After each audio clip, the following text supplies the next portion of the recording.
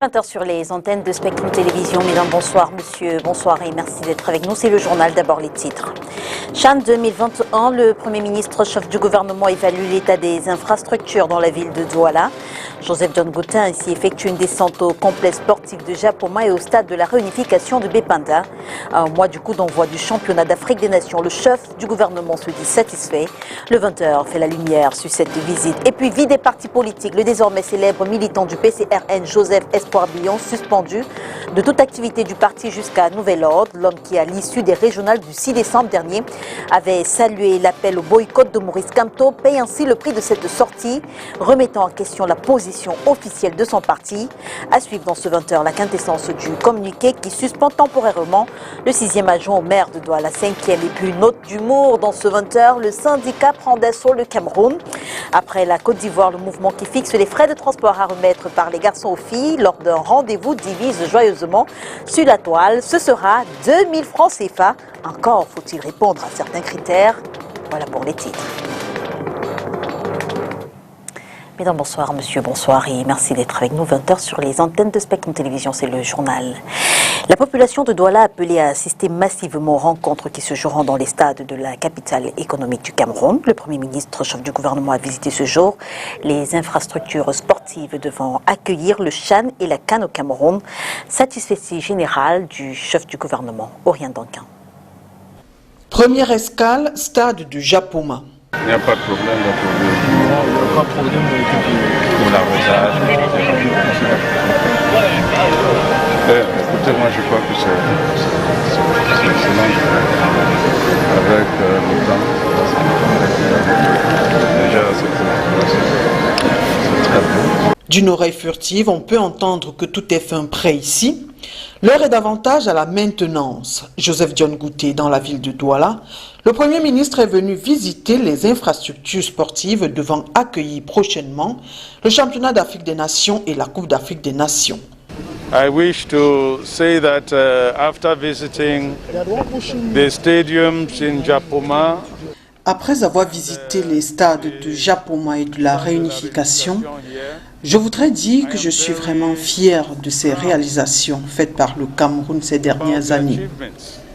Cela a valu de nombreux sacrifices, mais lorsque je vois la qualité des stades, je pense que nous sommes à un niveau très avancé et je voudrais saisir cette opportunité pour remercier le chef de l'État pour sa vision, celle d'offrir à la jeunesse camerounaise ces merveilleux outils de sport. Such wonderful tools for sports. Le chef de gouvernement a fait le tour du complexe multisport de Japoma.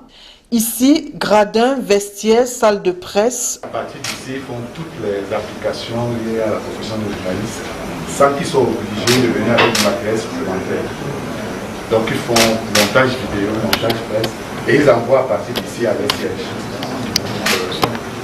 Ont été inspectés. Coronavirus oblige, l'accès au stade se fera dans le respect des mesures barrières. Nous allons préciser quel pourcentage d'occupation on aura, peut-être 50% des places, parce qu'il faut la distanciation sociale. Donc nous allons proposer au chef de l'État le pourcentage, mais ça sera probablement entre 30% et 50%. Et à ce stade, je crois que même le stade actuel ici, stade de la réunification, nous avons 40 000 places, donc nous aimerions avoir dans le stade au moins 20 000. Le Premier ministre a également inspecté la pénétrante Est qu'il a empruntée avant de se rendre au stade de la réunification de Bépanda.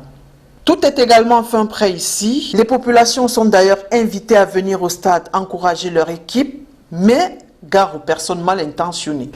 Et j'encourage les populations de Douala d'embrasser cette compétition, de garder leur ville propre, de s'assurer qu'il n'y a pas de désordre. J'encourage même les malfaiteurs de sursoir à leur forfait et surtout parce que nous avons un système de vidéosurveillance qui est vraiment à point.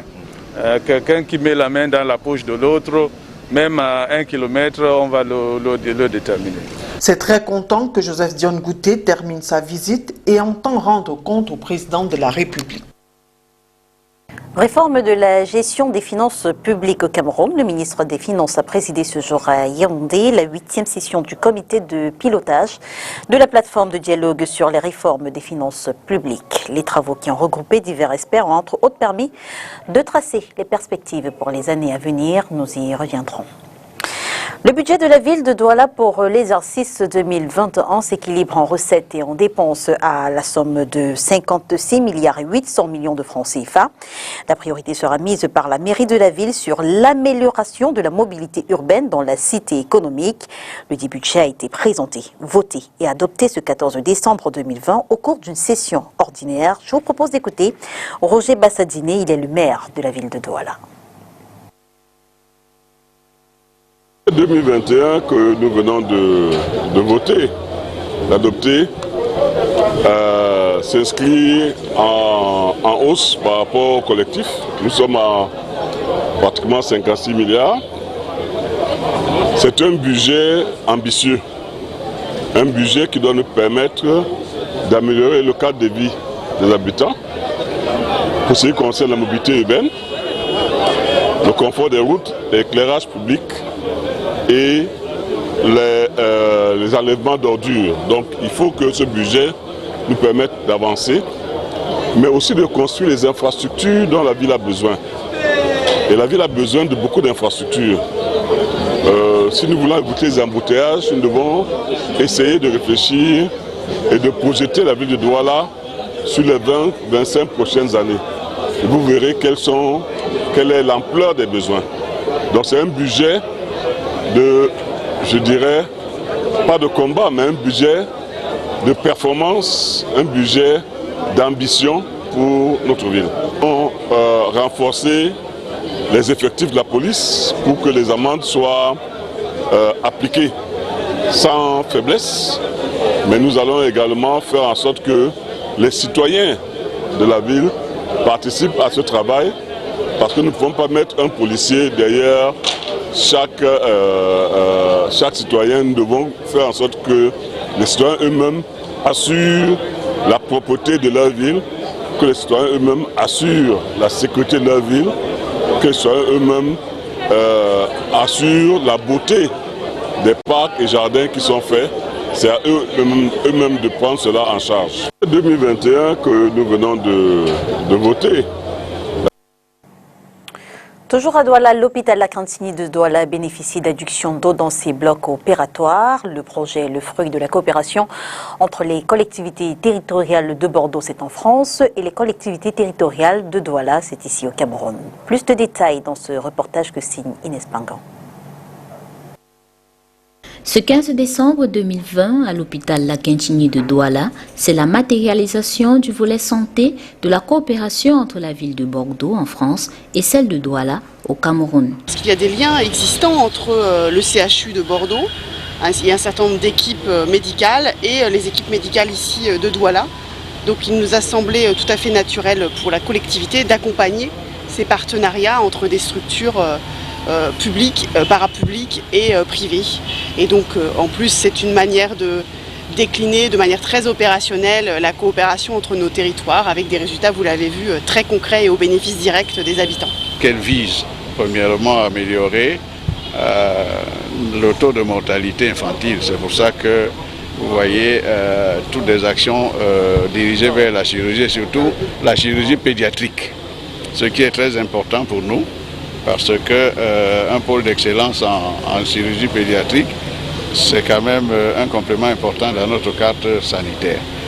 Le deuxième volet, comme vous l'avez vu, a visé à réhabiliter en gros les blocs opératoires, ce qui renforce l'hôpital La Quintini dans son rôle de leader dans l'accueil de l'urgence médico-chirurgicale.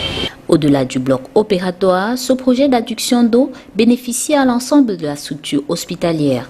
Mais nous avons profité, n'est-ce pas, de ce projet pour faire bénéficier à l'ensemble de notre formation sanitaire une adduction en eau à partir d'un forage qui nous permettra donc de pouvoir suppléer aux dysfonctionnements ou aux défaillances quand elles existeront.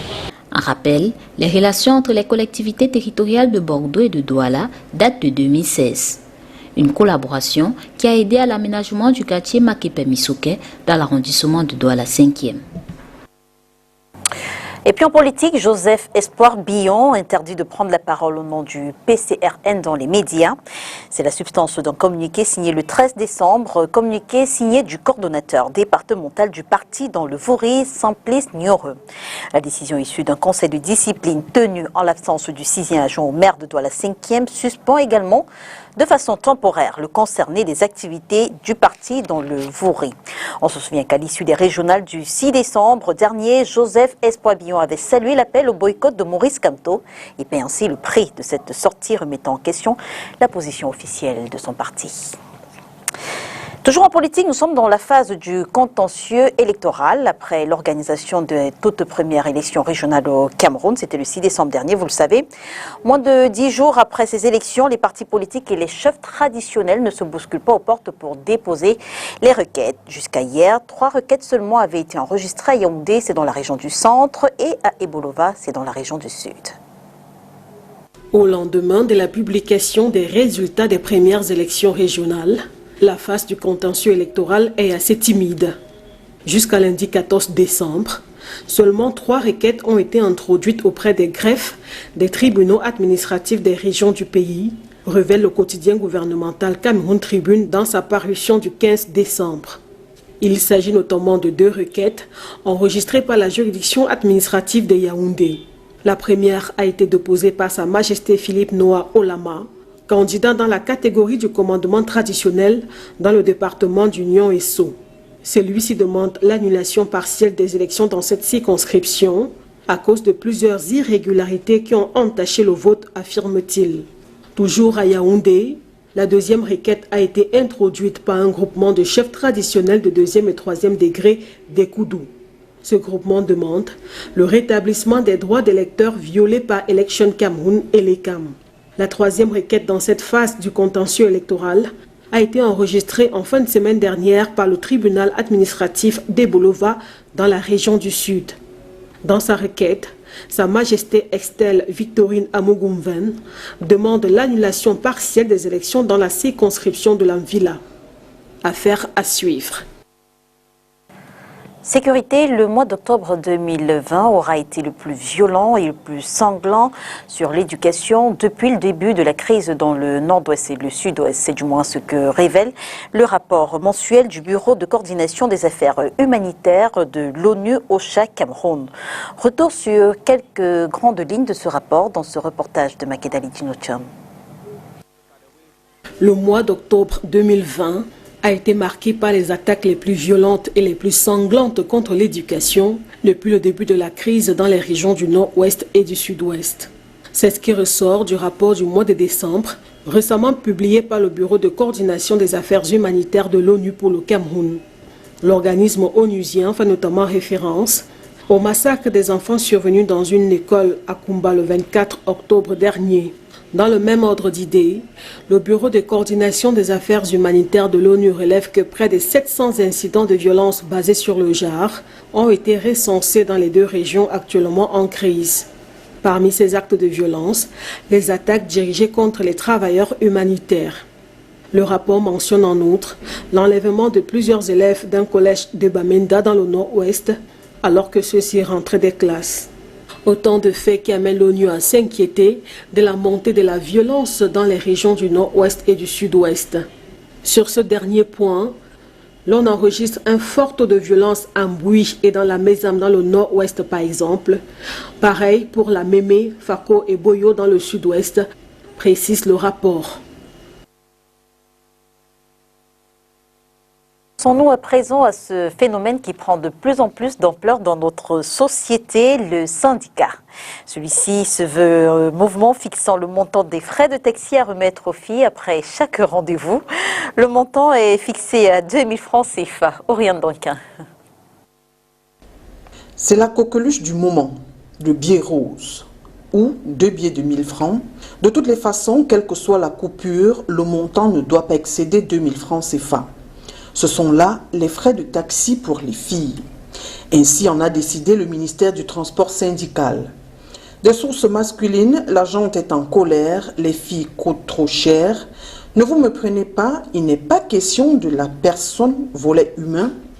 Pour les membres du syndicat, il s'agit de l'entretien, c'est-à-dire mèches, lait, beauté et autres vêtements, qui coûtent cher. Et si à cela, il faut ajouter les frais de transport après un rendez-vous, c'en est trop.